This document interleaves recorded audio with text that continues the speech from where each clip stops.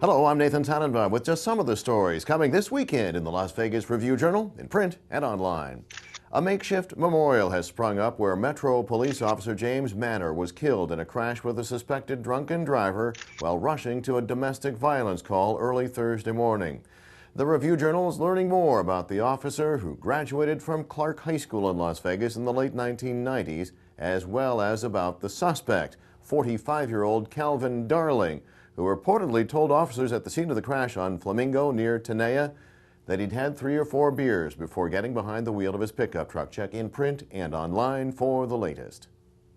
Both the RJ Business Desk and our City Desk are following up on Wednesday's 4-alarm fire at the Moulin Rouge site near downtown Las Vegas. New Friday from business writer Benjamin Spillman is that a real estate company took ownership of the foreclosed property Tuesday, only to watch it go up in flames the next day.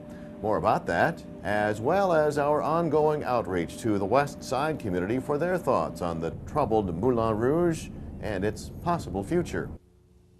The health community is changing the way it tests for swine or H1N1 flu cases. We had that in Friday's RJ. As we continue to cover the outbreak on a daily basis with the online all-in-one spot, lvrj.com/swineflu. Look also, please, for a Sunday story examining the sudden worldwide attention and the free use of frightening words about swine flu just weeks ago. What was it really all about? And what lies ahead as murmurs about possible waves of the disease still can be heard swirling about? That's Sunday in the RJ. Couple of school-related stories coming to the Review-Journal. One involves District Superintendent Walt Rolfus completely reorganizing the CCSD by doing away with the 5 geographic regions, creating instead 4 so-called broader service areas for the district's 340 schools and 300,000 students. What's that all about? How does it affect you? Was it done to save money ahead of impending budget cuts? Education writer Jim Haug's on it. And we have a higher education story, although it's coming from Carson City. And it's really not as much of a story now as it is there's going to be a story.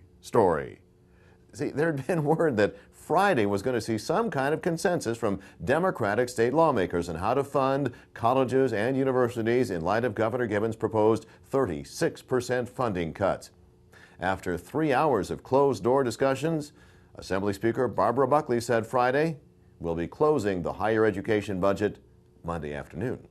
And speaking of the Speaker, political writer Molly Ball spent a week watching the legislature in action. Coming Sunday, she's got a look at who's doing the heavy lifting up there and how they go about the business of shaping some of your future, both economic and otherwise.